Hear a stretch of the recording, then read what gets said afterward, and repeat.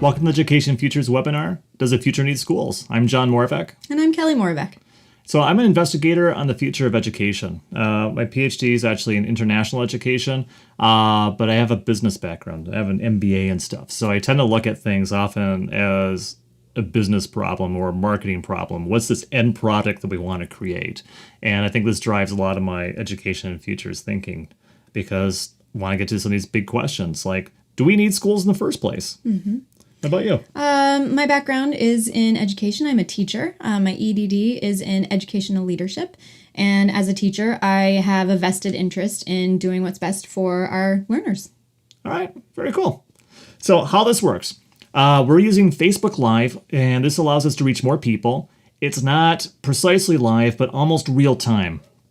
So by that, what I mean is that what you see is delayed a little bit, like maybe as few as like 5 seconds, or as much as 30 seconds. And so the comments and questions you may see may be a little bit delayed too. It's just the nature of the platform. So to help mitigate this, we've structured this webinar into 2 parts. In this first part, we're going to share our findings, and we invite you to share your comments and questions. And we'll keep track of them as they come in, and we may, respond in to some quick things as we broadcast live.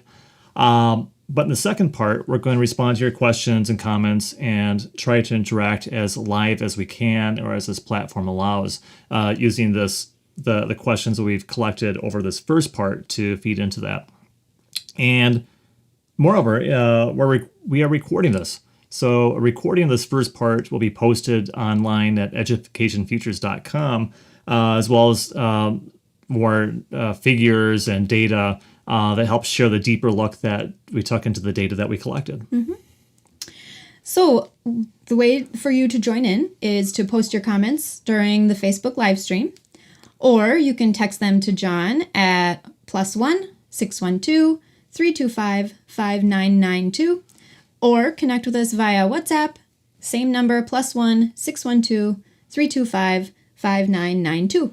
And that +1 is because we're in the United States, so some people may need to type in 001. That plus is just your international access number code.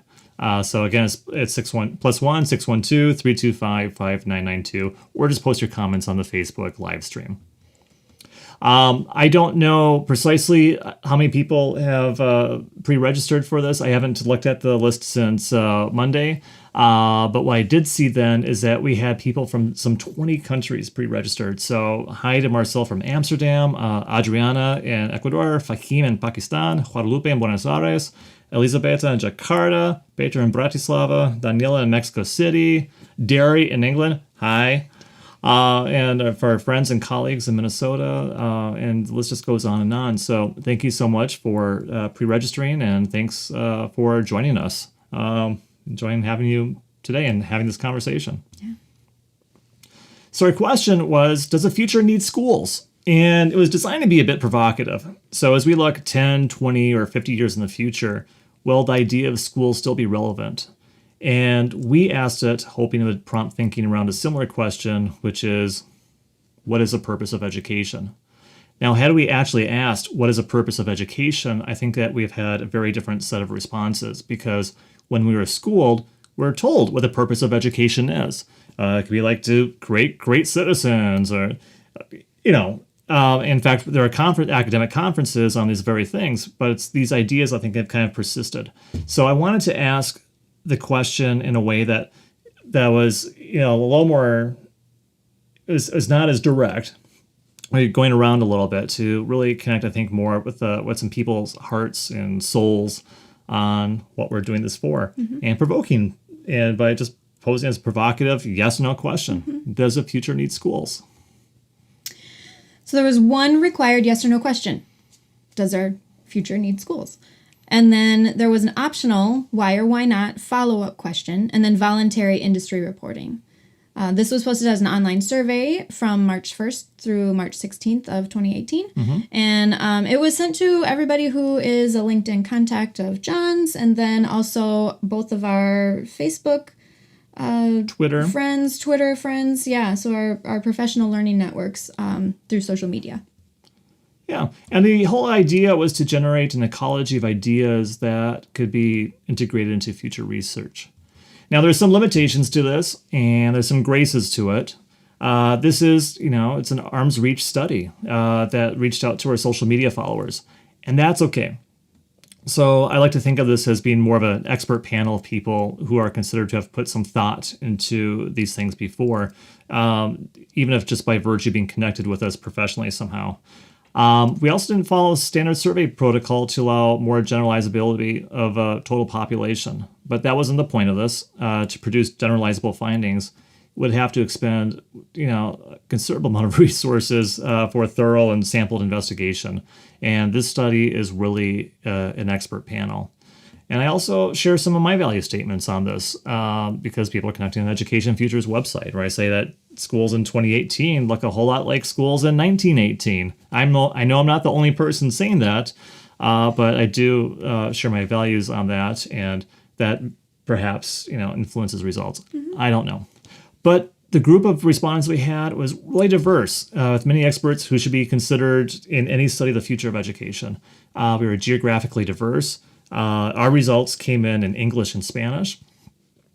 People were very candid in the responses, and many of the responses were very thoughtful. Mm-hmm. Now, if you remember, we had just one required question, which is yes, no, does the future need schools? And the why not was optional, but people really wrote in and wrote in with a really rich set of responses to that. So I can't wait to share. All right, I'm going to share some key data of what we learned. Kelly's going to dive in a little bit deeper on the details. But I do want to share a reminder of how to join in. So you can post your comments during this Facebook live stream, or you can text them to me at +1 612 325 5992, or you could do it WhatsApp at the same number. So, does the future need schools? Well, according to the responses we got, 164 respondents, 71% of them said yes, the future does need schools, and 29% said no. All right. And this was our only required question. And we had 164 respondents. And this is from March 1st through the 16th of earlier this year. So of those folks that said no, the 48 respondents, 4% came from government, 23% came from higher education, 27% from industry, 21% from K-12 education. That's quite interesting. 6% from nonprofit, and then we had some retired students and people identified as other. And I thought that was quite interesting that we have so many higher education, industry, and education respondents saying that, no, the future does not need schools. But if we look at those who say that, yes, the future does need schools, so we had 116 respondents on that, which is about 71% of the people that participated. 3% in government, 29% higher education, 16% industry, 22% K-12 education, 9% nonprofit, 7% retired, and then other. Now, we see growth in numbers of higher education and retired people, but we see a shrinkage in industry respondents. And interestingly, in other areas such as K-12 education, they remain flat. So about the same proportion of teachers said yes and no in both areas, and I thought that was kind of an interesting thing to note on that. Another interesting thing is that there's a shrinkage in industry respondents on yes, and this kind of makes sense because we hear oftentimes from people in industry that that education should not be such a strong priority, and so that was not surprising. But we saw an increase in higher education, and that was really interesting as well. Another interesting thing to point out, it looks like student respondents, there were none that said, yes, we need school. Well, none of them said, yes, we need school. Oh, okay. So I think that's because we had very few student respondents. So I'm hesitant to say that no students would say that, but yeah, right. In this but survey, of those that we had, yeah. nobody said yeah. Got it. They all said no. Yep. All right. So out of the 164 respondents, 161 of them went on to say more. So we had 98% of the people that responded respond also to the optional why or why not question. And to us, this lets us know that we really had phenomenal engagement with this question of whether or not the future really needs schools. Yeah, and so some key themes that emerged were socialization. That schools are places where we get together and we learn social skills. It's a place for learning, that sort of physical sense. A lot of people, 12%, said that schools are just simply obsolete. And 10% they provide a structure for learning. That learning together is important at 6%. Knowledge development, knowledge transfer emerge as a theme. 4% of folks said that schools are oppressive. And then smaller proportions that provide foundations. Self-directed learning came in as a common theme. Schools provide socioeconomic liberation to help jump out of, say, lower economic class. And then a lot of people had other ideas, like schools enable younger people. Schools provide a base level education for all children. Some said that, really focus on we need innovative models. Parents need help. That schools serve as babysitters. Children need to be told what to learn. That schools provide citizenship education, which is when I was told what schools are about. That's what I was told about citizenship education. That we need schools for the promotion of the common good. That schools are just simply a part of the human experience. Help us meet industry needs. We need schools because we have no other option for professional development and places for technology. So Kelly, you took an even deeper dive into the data, and let's take a look into some of that. Now, a more detailed version of this mind map will be published to educationfutures.com. It's going to look different, but allow you to click deeper to discover more points and ideas in the study. So, Kelly, what did you find? Well, there were 6 main themes that rose to the surface among all of the text that respondents submitted. The first of which was the current realities of school. So what do our schools right now really look like? The second was the future of school. So what do we need out of schools in the future? The third was the learning environment, or the where school should take place. The fourth was the purpose of school. So why do we have schools anyway? And then who are involved in schools, so the students and the teachers. And then finally, the learning and the teaching, so the what and the how of learning. All right, so what are some of the current realities of school? So that really looked at kind of the purpose of school, what school really shouldn't be, what outcomes we want to have for school, students' experience, and then outcomes or outside impacts on school, and then the positive and negative attitudes about school. So when respondents talked about the purpose of school, it was really about providing that base education for all. Schools shouldn't be a place where memorization is occurring. They shouldn't be just reading, writing, and math.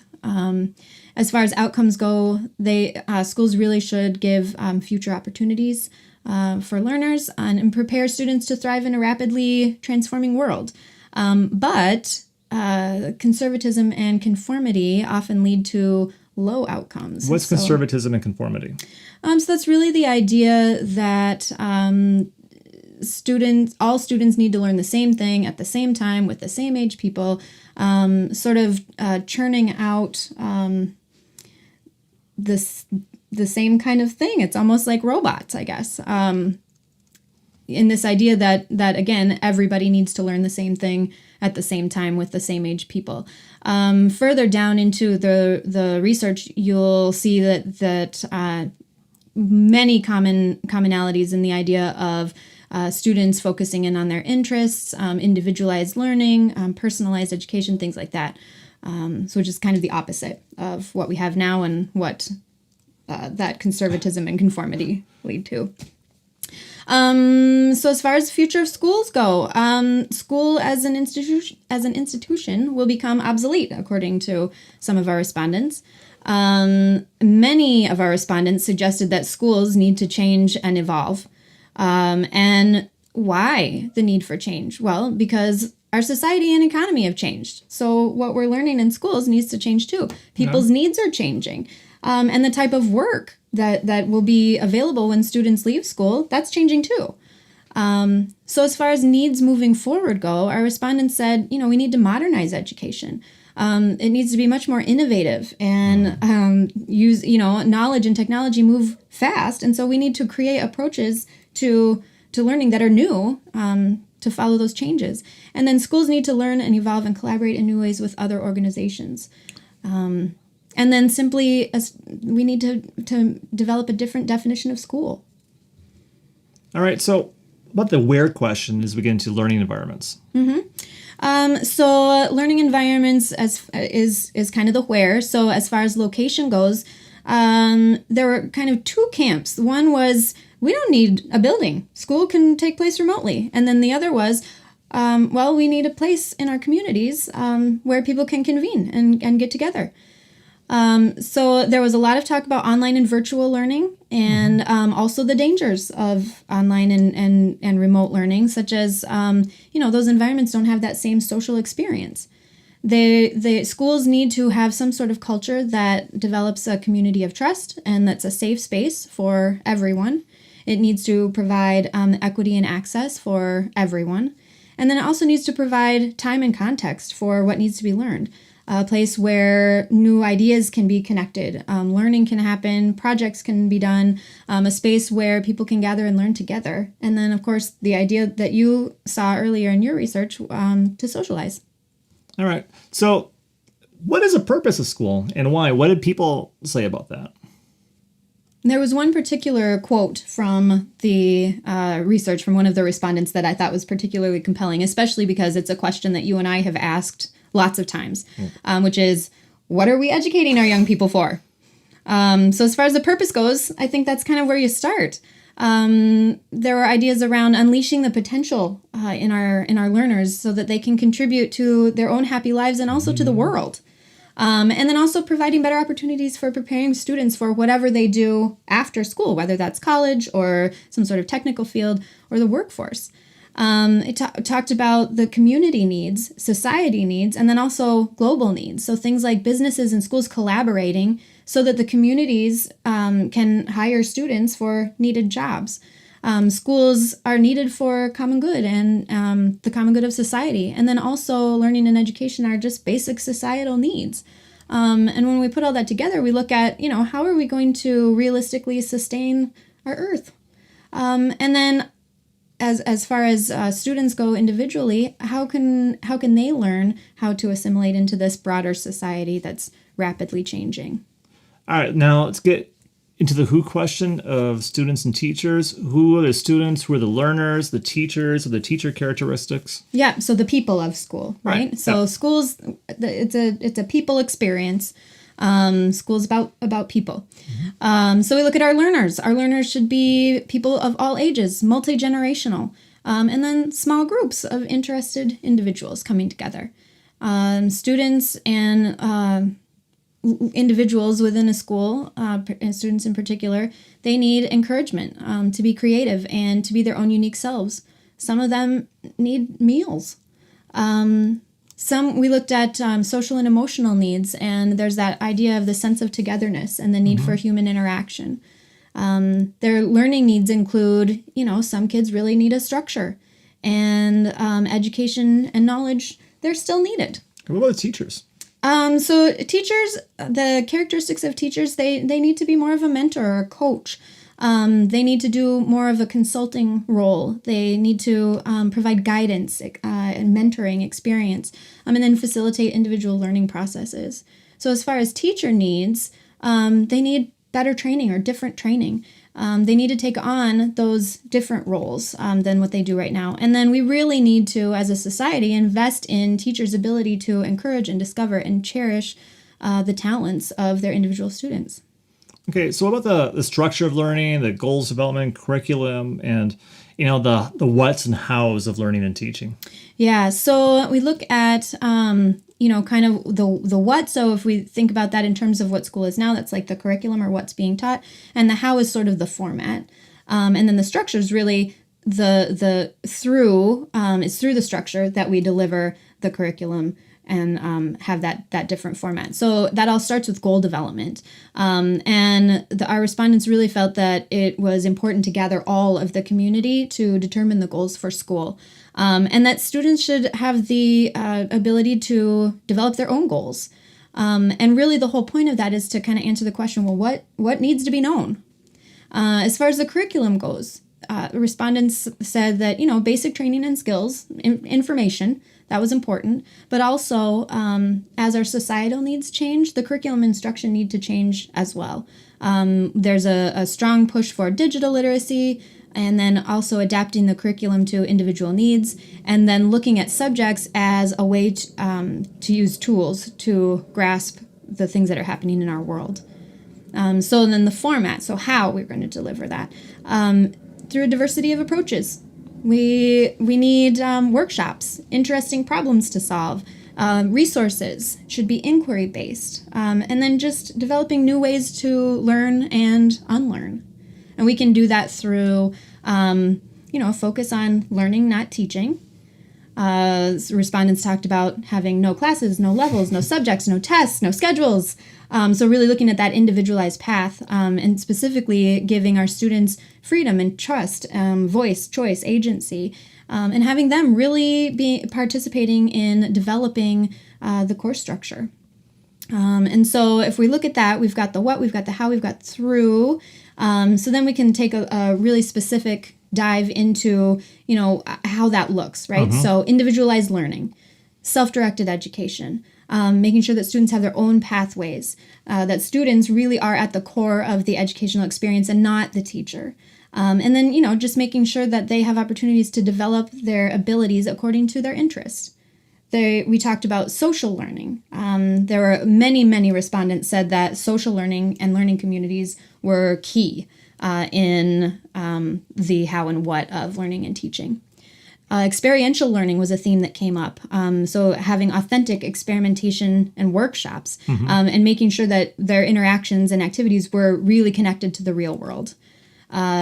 Often I saw respondents talk about play and exploration. So allowing students to just gather and play freely and interact with one another around their common interests. Soft skill development was also another theme that rose to the top. So, things like skills like problem identification, critical thinking, problem solving, collaboration, creativity, communication, things like that. Discernment was one that came out. I thought that was interesting. What do you mean by that? Just the ability to be able to discern or see the subtleties in something, and then using that as a way to make a judgment or evaluate. Also had some the theme of college and career development. So, school really should be providing a solid foundation to support the professions, Mm-hmm. relevant vocational skills, and then again that idea of forming partnerships with businesses. Mm-hmm. And then social and emotional and life skills and needs came up. So, students really needing to have not just the socialization or the social learning, but really learning social skills, attending to children's emotions, and then just learning the basic life skills that they'll need to be successful. And then finally, the last category that came up was evaluation. So how do we measure this? And there were a lot of strong opinions, no grading, that students and teachers need to be co-developing the evaluations and the assessments, that maybe we use an experience profile instead of a diploma, and that it really should be focused in on competencies instead of knowledge. Okay. Thanks so much. This is a lot of stuff, and I think you did a great job organizing it, and I love this mind map that was put together. So we're going to post this at educationfutures.com. It's going to have more data, so it's going to look a bit different, but you'll be able to click in through different levels to really fork out and explore the data that was collected and the general themes and categories that you've constructed. So Right. I really only touched on a small portion All of what we collected. All right, so I'm hoping this conversation that we're going to have in the second part that will bring all these ideas together and to explore really our next steps or where this is all really taking us. Yeah. Before we jump to the second part, though, I do want to share some other observations. 43%, which is 70 responses, called for a need to change or evolve learning. Just kind of flat out said we need to change things. 13%, 22 responses, provided specific ideas, examples, or pathways for changing or evolving learning. And so these are people saying that, I'm working on this, or we really need to do that. And so I really like that this isn't just like, okay, we're identifying problems, but people are also working on solutions or have some solutions in mind. Mm-hmm. Now, some people thought that, I think that maybe things are just kind of plain hopeless. And so 3% said that, submitted some really sarcastic comments, I think. Some examples are, until robots are recognized as babysitters, we'll need schools. Schools are the lesser evil. And how else, other than schools, can we as a society so effectively crush creativity and train the next generation of bureaucratic leaders? That's pretty sarcastic, but it also made me giggle a little bit. So thanks to everybody for all the responses.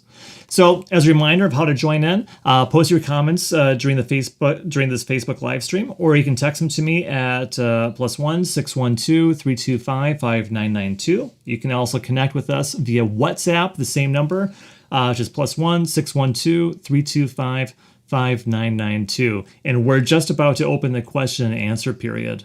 And again, these findings and these slides are being published online at educationfutures.com, so please make sure to visit us there. Also, I want to put a pitch for the newsletter.